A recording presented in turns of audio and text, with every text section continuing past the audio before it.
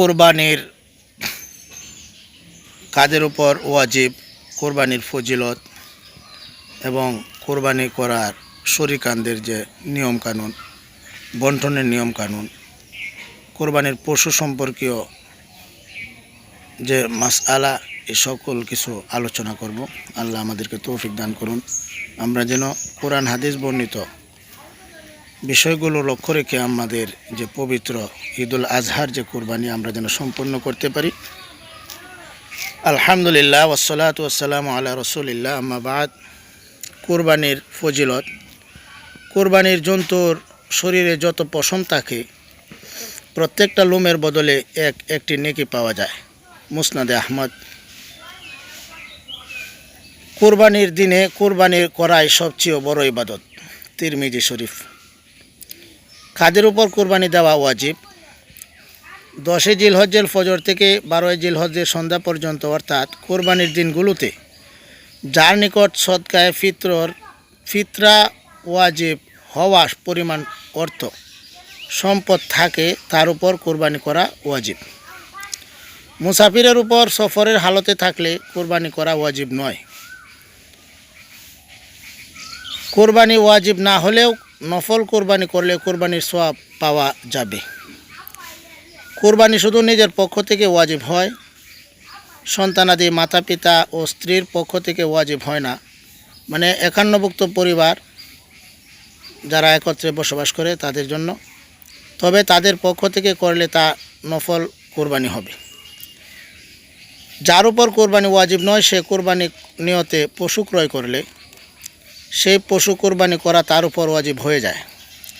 কোনো মকসুদের জন্য কোরবানির মানত করলে সেই মকসুদ পূর্ণ হলে তার উপর কোরবানি ওয়াজিব হয়ে যায়, হোক সে গরিব অথবা ধনী লোক। যার উপর কোরবানি ওয়াজিব সে কোরবানি না করলে কোরবানির দিনগুলো চলে যাওয়ার পর একটা বকরির মূল্য সদকা করা ওয়াজিব। এখন বলবো যে কোরবানির জন্তু মানে প্রাণীগুলো কী কী, কোন কোন জন্তু দ্বারা কোরবানি করা দুরস্ত আছে। বকরি, পাঠা, খাসি, ভেড়া, বেড়ি, দুম্বা, গাভী, ষাঁড়, বলদ, মহিষ, উট, এই কয় প্রকার গৃহপালিত জন্তু দ্বারা কোরবানি করা দুরস্ত। কোরবানির জন্তুর বয়স প্রসঙ্গ। বকরি, খাসি, ভেড়া, বেড়ি, দুম্বা কমপক্ষে পূর্ণ 1 বছর বয়সের হতে হবে। তবে ভেড়া, বেড়ি ও দুম্বার বয়স যদি কিছু কমও হয় কিন্তু এরূপ মোটা তাজা হয় যে 1 বছর বয়সীদের মধ্যে ছেড়ে দিলেও তাদের চেয়েও ছোটো মনে হয় না, তাহলে তার দ্বারা কোরবানি দুরস্ত আছে। তবে অন্তত 6 মাস বয়স হতে হবে।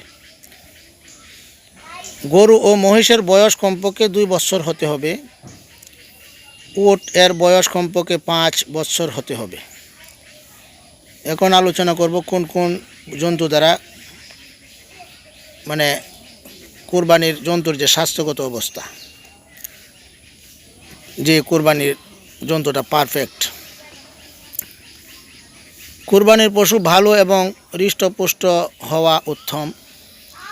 যে প্রাণী ল্যাংড়া, অর্থাৎ যা 3 পায়ে চলতে পারে, 1 পা মাটিতে রাখতে পারে না বা রাখতে পারলেও তার উপর ভর করতে পারে না, এরূপ পশু দ্বারা কোরবানি জায়েজ নয়।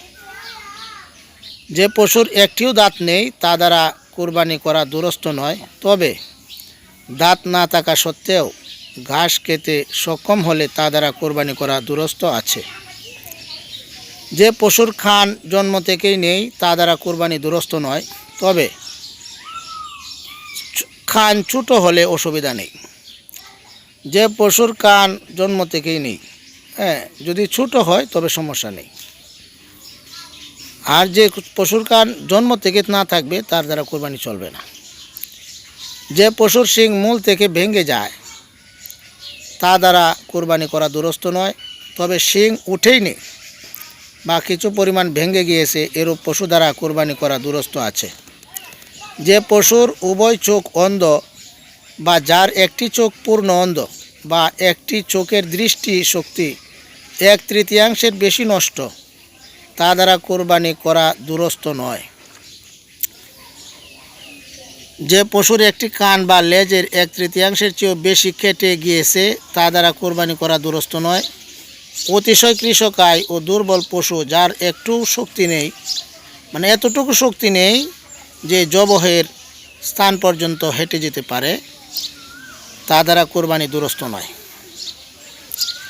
ভালো পশু ক্রয় করার পর এমন দোষ ত্রুটি দেখা গিয়েছে যার কারণে কোরবানি দুরস্ত হয় না, এরূপ হলে ওই জন্তুটি রেখে আর একটি ক্রয় করে কোরবানি করতে হবে। তবে ক্রেতা গরিব হলে সেটাই কোরবানি দিতে পারবে। গর্ভবতী পশু কোরবানি করা জায়েজ যদি পেটের বাচ্চা জীবিত পাওয়া যায়, তবে সে বাচ্চাও জবেহ করে দিবে। তবে প্রসবের নিকটবর্তী হলে সেরূপ গর্ভবতী পশু কোরবানি দেওয়া মাকরুহ। বন্ধা পশু কোরবানি করা জায়েজ। শরিকের মাসায়েল এবং একটা পশুতে কয়জন শরিক হতে পারে? বকরি, খাসি, পাঠা, বেড়া, বেরি ও দুম্বায় একজনের বেশি শরিক হয়ে কোরবানি করা যায় না। এগুলো একজনের নামেই কোরবানি হতে পারে। একটা গরু, মহিষ ও উটে সর্বোচ্চ 7 জন শরিক হতে পারে। 7 জন হওয়া জরুরি নয়। 2 জন বা 3 জন বা 4 জন বা 5 জন বা 6 জন কোরবানি দিতে পারে। তবে কারো অংশ 7 ভাগের 1 ভাগের চেয়েও কম হতে পারবে না। মানে 7টা ভাগ যে আছে, এই কারো ভাগ 7 ভাগের 1 ভাগের কম হতে পারবে না। মৃত লোকের পক্ষ থেকেও কোরবানি হতে পারে। রাসূলুল্লাহ সাল্লাল্লাহু আলাইহি সাল্লাম তার বিবিগণ ও বুজুর্গদের পক্ষ থেকেও কোরবানি হতে পারে। যে ব্যক্তি খাঁটি অন্তরে আল্লাহর উদ্দেশ্যে কোরবানি করে না, বরং গোশত খাওয়া বা লোক দেখানো ইত্যাদি নিয়তে কোরবানি করে, তাকে অংশীদার বানিয়ে কোনো পশু কোরবানি করলে সকল অংশীদারদের কোরবানি নষ্ট হয়ে যায়। তাই শরিক নির্বাচনের সময় খুবই সতর্ক থাকা দরকার। কোরবানির পশু ক্রয় করার সময় ক্রেতার শরিক রাখার এরাদা ছিল না। পরে শরিক গ্রহণ করতে চাইলে ক্রেতা গরিব হলে তা পারবে না, অন্যথায় পারবে।